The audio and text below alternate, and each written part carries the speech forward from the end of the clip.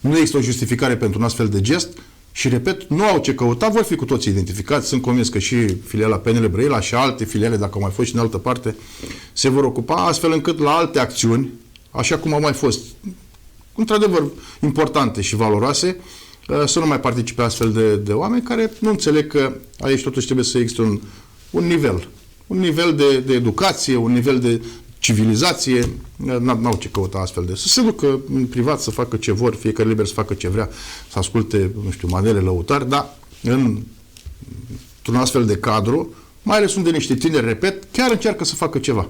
Da? Și să se construiască. Pe care dumneavoastră, liberalii brăileni, liberalii din România, i-ați selectat dintre mulți liberali tineri pe care îi aveți, că mă gândesc că nu sunt toți cei 1000 de oameni, ăștia sunt toți liberalii tineri din România, ci sunt reprezentanții filialelor locale, cei mai potriviți pentru a face această școală de vară și pentru a deveni viitorii lideri. Așa gândesc eu.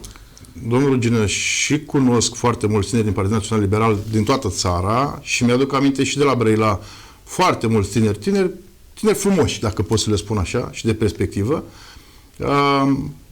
Și pe aceea îi cunosc și recunosc ca atare. Pe cei de aici, eu cred că dacă cineva i-a selectat, să spunem, să folosesc termenul folosit de dumneavoastră, cred că a greșit. Și cred că lucrurile se pot îndrepta, dar cu măsuri ferme. Pentru că pur și simplu, repet, e păcat să pătezi o mână de oameni care n-au ce căuta în mediul ăsta, să pună o pată pe imaginea, până la urmă, întregului partid. Și mai ales atâtor tineri. Cineva din filiala locală a Partidului Național Liberal Brăila și a asumat cineva ceea ce se întâmplă? Nu mă întrebați pe mine că de ce nu mai aveți niciun fel de conexiune cu filiala brăileană a Partidului Național Liberal? Sunt Liberal? un membru al filialei PNL Brăila, atât. Mai mult de atât, nu. Știți că eu vă mai spus dumneavoastră odată. De fiecare dată când există o conducere, acea conducere și asumă și echipa, oamenii care lucrează și drumul pe care conduce filiala și la final și rezultatele. Așadar, nu am eu ce să comentez foarte mult, mai mult de atât. Decât, da, așa cum o fac Centrul Partid, ne asumăm această greșeală și ne cerem scuze, iată, celor de la PSD, nu pentru că suntem în alianță, ci pentru că pur și simplu astfel de lucruri nu se fac.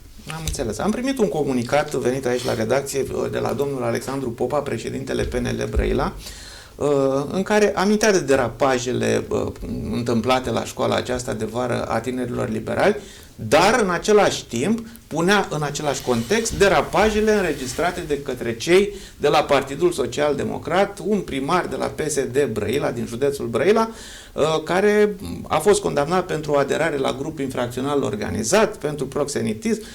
La vremea respectivă, fac o paranteză. Da, și pe care domnul Chiriac am văzut că a sărit să-și-l asume și să-l apere. Domnul Ion Rotaru, președintele PSD, spunea că aceste boacăne făcute de așa, boacăne, da? Bun. Nu sună totuși, într-un context de ăsta, băi, noi am comis-o, noi cei de la Partidul Național Liberal... Domnul Gina, să fiu foarte direct, o mărlănie nu poate acoperi altă mărlănie. Păi, nu sună cumva bapa mătii, știi? Uite, și voi aveți pe ăștia și astfel. Ce legătură are? Ok, ăla era un alt subiect, trebuia fructificat, dacă vreți, din punct de vedere electoral. Să am spus, o mărlănie nu poate justifica o altă mărlănie.